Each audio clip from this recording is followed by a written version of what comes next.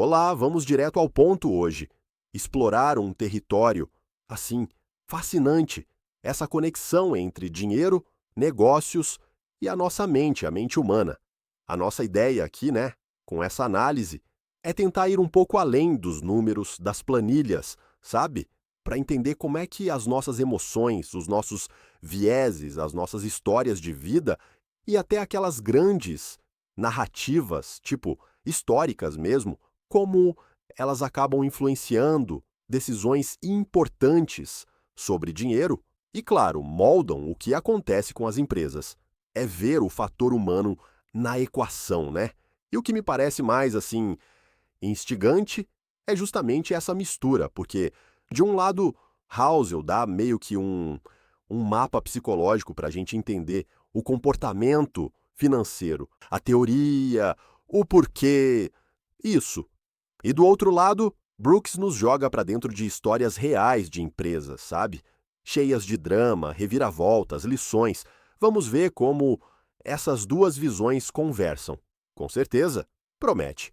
Então, começando pelo Housel, a ideia central dele, que fica bem clara nos resumos, é que finanças, bom, tem muito menos a ver com matemática pura do que a gente imagina. Bem menos. E muito mais com psicologia. Ele fala que muitas decisões financeiras cruciais, aquelas que realmente impactam, não acontecem na frente do computador olhando a bolsa. Não, não. Acontecem numa conversa, sei lá, num jantar, e são totalmente marcadas pela a nossa bagagem, né, pelo que a gente viveu. E olha, um ponto que o Housel bate muito na tecla e que os materiais ressaltam é essa diferença fundamental entre ter o conhecimento financeiro e ter a sabedoria, ou talvez melhor, o comportamento financeiro adequado. Ah, isso é importante, crucial, porque não adianta você saber a teoria, né, e entender de diversificação, ter acesso a dados, se na hora H, na prática, você é sabotado pelos seus impulsos. Tipo o medo, né, ou a ganância. Exato. O medo que te paralisa. Quando o mercado cai, aí você vende tudo na baixa. Ou a ganância que faz você arriscar demais lá no topo, achando que vai subir para sempre. Ou até o excesso de confiança, né? Achar que já entendeu tudo. Sim, sim, tem uma citação boa nos resumos que diz algo como: investir não é só número e retorno, é também sobre a sua mente e como você lida com o dinheiro. No fundo, é sobre conseguir se controlar no meio do caos, né? Faz todo sentido. E essa coisa da experiência pessoal que você mencionou é muito forte nos exemplos que o Housel dá, né? Os resumos falam disso. Muito forte. Alguém que, sei lá, cresceu vendo os pais com dificuldade, com dívida, pode criar uma aversão tão grande a risco que fica conservador demais, mesmo depois que a vida melhora, com certeza perde oportunidades. Ou o contrário, quem viu sucesso financeiro na família pode acabar ficando confiante demais, talvez até achando que é mais fácil do que é, e aí assume riscos desnecessários. Perfeito. A nossa história pessoal vira quase um óculos, né, que a gente usa para ver o risco e a oportunidade, cara com o seu. Exatamente. E como isso conecta com outro ponto forte do Housel que você tocou, o poder das narrativas, a total conexão, porque essas experiências individuais, elas se misturam com as histórias maiores que a gente ouve e conta, tipo as crises. Isso, as micro-histórias. Na minha família, dinheiro sempre foi difícil. Se juntam com as macro-histórias, as narrativas coletivas sobre, sei lá, a Grande Depressão, a bolha da internet, a crise de 2008. Tudo isso que está nos resumos. E essas histórias funcionam como âncoras emocionais. Elas simplificam o mundo, o que é útil, mas também podem prender a gente numa visão meio limitada, sabe? A gente acaba reagindo mais à história do que aos fatos crus, talvez? Muitas vezes, sim. A narrativa em torno de um evento pode ter mais peso do que o evento em si na nossa tomada de decisão. Mas o Housel não fica só apontando o problema, né? O que me chamou a atenção nos resumos foi a ênfase que ele dá na humildade e no autoconhecimento, como se fossem antídotos. Exato. São ferramentas essenciais para ele. Reconhecer que, olha, a gente não controla tudo. O futuro é incerto por natureza e a nossa própria visão é limitada. E o autoconhecimento para quê? Para a gente não cair na armadilha da comparação. Também para entender o que realmente importa para a gente com dinheiro, quais são nossos objetivos de verdade, para não ficar naquela de querer o carro do vizinho, a viagem que o outro fez, aquela corrida que não acaba nunca. Isso, que, segundo Housel, é um caminho direto para tomar decisão financeira ruim e para ser infeliz, né? Porque sempre vai ter alguém com mais. Verdade. Bom, e essa questão da humildade, dos objetivos, como é que isso se traduz na prática para construir riqueza, segundo ele? Porque parece meio filosófico demais, talvez. Parece, mas ele conecta isso de forma bem prática. A resposta dele, que está bem clara nos materiais, é quase o oposto do que muito guru financeiro prega. Não é sobre achar a fórmula mágica, a estratégia secreta. E o que é, então? É paciência e tempo. A capacidade de esperar, de deixar o tempo trabalhar a seu favor, com os juros compostos. O famoso efeito bola de neve. Exatamente. Aquele dinheiro que você guarda e investe começa a gerar mais dinheiro sozinho. Housel argumenta que essa capacidade de ser paciente, de poupar consistentemente e esperar é muito mais poderosa do que tentar adivinhar o que o mercado vai fazer ou escolher a ação perfeita. Então, o comportamento supera a inteligência, digamos assim? Na visão dele, muitas vezes sim. A disciplina de seguir o plano, de aguentar as oscilações sem entrar em pânico, supera a genialidade que tenta dar grandes tacadas. Tem outra citação boa. Riqueza não é sobre quanto você ganha, mas quanto você guarda e acumula com o tempo. É o comportamento, a disciplina, que vence no longo prazo. Disciplina vence a sofisticação exagerada. Bom, então a gente tem esse quadro do Housel: comportamento, narrativas, humildade e paciência. Bom mapa. Agora, como é que isso aparece no mundo real? Nas empresas, nas decisões de negócio? Aí que entra o John Brooks com as aventuras empresariais. Agora a gente vai para o campo de batalha, né? E os resumos indicam que o Brooks não faz só um estudo de caso frio. Ele transforma esses eventos corporativos em histórias humanas vibrantes, cheias de personagens, reviravoltas e, claro, muita psicologia ali no meio. E o legal é que as histórias do Brooks parecem que foram escritas para ilustrar o Housel, né? Pega o primeiro caso do livro, o pequeno crash de 62, que está detalhado no resumo. Sim, o que aconteceu ali?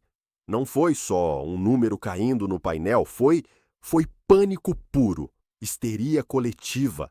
Brooks descreve como o medo se espalhou como um vírus, sabe? Alimentado por notícia picada e também por uma coisa muito prática. As corretoras da época não davam conta. Como assim? A tecnologia era limitada. O volume de ordens de venda foi tão brutal que os sistemas, as teletipos, tudo travou. Isso aumentou ainda mais o desespero. Ninguém conseguia vender. Nossa, que caos! E aquela frase famosa, acho que atribuída ao JP Morgan sobre o mercado, vai oscilar. Ela captura a volatilidade normal. Mas o crash de 62 mostra como essa oscilação pode ser amplificada pela emoção humana fora de controle. É o puro comportamento de manada que o Housel alerta. É a teoria na prática de forma bem dramática. E o caso do Ford Edsel, que também está nos resumos, esse é famoso, né? Um fracasso gigante, gigantesco. Um prejuízo de 250 milhões de dólares na época, o que era absurdo. E o mais irônico é que foi depois de anos e anos de pesquisa de mercado super detalhada. E aí, o que deu errado? Olhando com as lentes do Housel, provavelmente o erro foi focar demais no quantitativo, nos dados da pesquisa. e não sacar o sentimento do momento, sabe? O porquê por trás do que o consumidor queria naquele momento específico, a psicologia do consumidor. O Brooks, segundo os resumos, detalha bem essa desconexão. Eles confiaram demais na pesquisa, que tentava quase dissecar o consumidor americano cientificamente. Mas a pesquisa não pegou tudo. Não pegou. Não pegou, por exemplo, a reação estranha ao nome Edsel, que era o nome do filho do Henry Ford. Não pegou que o design, que queria ser inovador, acabou parecendo meio bizarro para muita gente. E teve o timing também, né? Péssimo timing. Lançaram o carro justamente quando a economia americana estava entrando numa recessão. Aí o desejo por carrão chamativo diminuiu. Foi uma tempestade perfeita. Nossa, é uma aula sobre como número e pesquisa podem dar errado se não tiverem sintonia com a psicologia, com o contexto, mostra aquela armadilha de achar que tudo é racional e subestimar o que é mais sutil, as narrativas do mercado, que podem mudar muito rápido. Falando em problemas assim internos, o caso da General Electric da GE, com aquele escândalo de fixação de preços, no capítulo Os Filósofos Impactados. Isso aponta para outra coisa, né? Comunicação, cultura da empresa. Ah, esse caso é fascinante. É sobre a comunicação que não é dita. Como assim? O resumo descreve um cenário onde, oficialmente no papel, a GE era contra fixar preços com concorrente. Era ilegal, violava as leis antitrust. Tinha lá a política formal, certo. Mas na prática, a cultura interna funcionava com sinais. Piscadela, meia palavra, sabe? Os executivos de nível médio entendiam ou achavam que entendiam que a pressão por resultado que vinha de cima significava se vira aí, conversa com os concorrentes para estabilizar os preços, mesmo que ninguém falasse isso com todas as letras. Caramba! A regra oficial era só para inglês ver. Então, exato, era vista como folclore.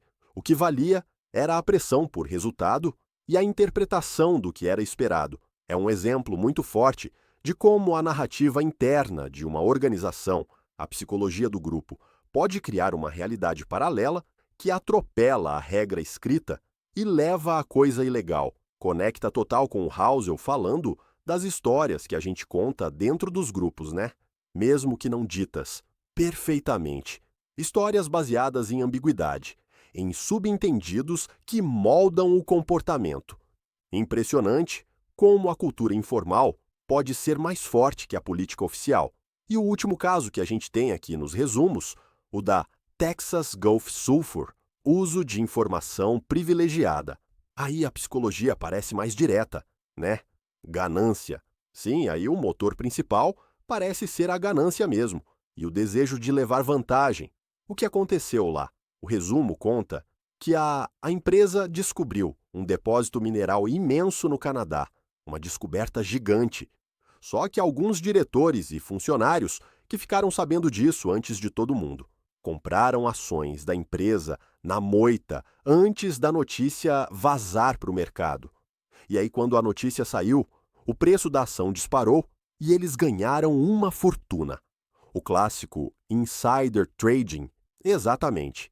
Negociar com informação que o resto do mercado não tem. Do ponto de vista psicológico, bate com o que o Housel fala.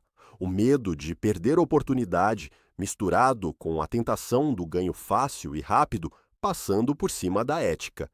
E como isso terminou? O Brooks detalha a tensão, né? Entre a empresa precisar de sigilo para proteger a descoberta e a obrigação de ser transparente com o mercado. O caso foi investigado pela SEC, a CVM americana, e acabou criando leis importantes sobre o que é informação privilegiada e quando ela tem que ser divulgada. Mostra essa briga constante entre quem tem a informação e a busca por um mercado mais justo. Então, se a gente junta tudo isso, Housel e Brooks, qual é a grande mensagem que fica? Parece que, por mais que a gente queira pensar que finanças e negócios são racionais, são planilha, estratégia, no fundo são profundamente humanos. É isso. São arenas onde Emoção, viés, história pessoal, dinâmica de grupo, falha de comunicação, tudo isso joga um papel enorme, às vezes decisivo, precisamente. O Housel nos dá, assim, a teoria, a lente psicológica para a gente entender por que a gente faz o que faz com o dinheiro. Ele mostra que o comportamento é mais importante que a técnica. Fala da paciência, da autoconsciência para lidar com nossos próprios vieses, da humildade. Isso, o mapa. E o Brooks nos joga lá dentro da selva. Ele mostra com detalhe, com uma narrativa que te prende, esses mesmos princípios em ação. O pânico na bolsa, a pesquisa que não entende o desejo do consumidor, a comunicação torta que leva a escândalo, a ganância. As histórias do Brooks não são só sobre negócios, então. Não mesmo. São sobre a natureza humana quando está sob pressão financeira, pressão corporativa. E isso reforça demais a ideia de que o sucesso ou o fracasso, seja pessoal ou de uma empresa, muitas vezes não está na estratégia mais genial, está na capacidade de gerenciar essa complexidade que é o ser humano, nós mesmos e os outros. Tem aquela outra citação do Housel que resume bem isso, né? Algo como: o que importa investir não é o que você sabe, mas sim como você se comporta quando as coisas não saem como planejado. E os casos do Brooks são um desfile de coisas que não saíram como planejado e onde o comportamento foi tudo. Faz muito sentido. Então, tentando amarrar os pontos principais dessa nossa conversa. Primeiro, essa necessidade enorme de se conhecer, né? Entender nossos gatilhos, nossos vieses com dinheiro. Segundo, respeitar o tempo, a paciência, principalmente, para investir, né? Deixar os juros compostos fazerem a mágica deles. O longo prazo é chave. Terceiro, cuidado com o efeito manada. Conseguir a multidão sem pensar e com aquelas narrativas que parecem legais demais para ser verdade. Desconfiar sempre um pouco. E por último, talvez o mais importante, reconhecer que, no final das contas, nesses sistemas complexos como economia e negócios, o fator humano, com toda a sua irracionalidade, às vezes é quem manda no jogo. É a variável decisiva, muitas vezes. Bom, percorremos um caminho bem interessante hoje. Vimos como a psicologia com o Housel é chave para entender finanças e como as histórias do Brooks mostram isso, na prática, no mundo das empresas, de um jeito que marca. Foi uma ótima combinação. E para deixar uma última reflexão, né, tanto Housel, com um foco mais no indivíduo, na psicologia comportamental, quanto Brooks, com as narrativas históricas de empresas e mercados, eles chegam a conclusões muito parecidas sobre como esse elemento humano teimoso, muitas vezes ilógico, emocional, persiste na vida econômica. É verdade. E aí fica a pergunta: se o comportamento, as emoções, a psicologia são tão decisivos para o sucesso financeiro e empresarial, como a gente viu aqui, será que a teoria econômica mais tradicional, que por muito tempo focou tanto em modelos de pura racionalidade, de otimização matemática, será que ela não está deixando uma peça bem importante do quebra-cabeça de lado? Uma boa provocação. Fica aí para pensar, né? Como achar esse equilíbrio entre a análise lógica, os números e a compreensão dessa natureza humana que é complexa e às vezes bem caótica quando o assunto é dinheiro e negócios. Obrigado pela companhia. Até a próxima. E lembre-se, o dinheiro só vai onde há propósito e inteligência para guiá-lo.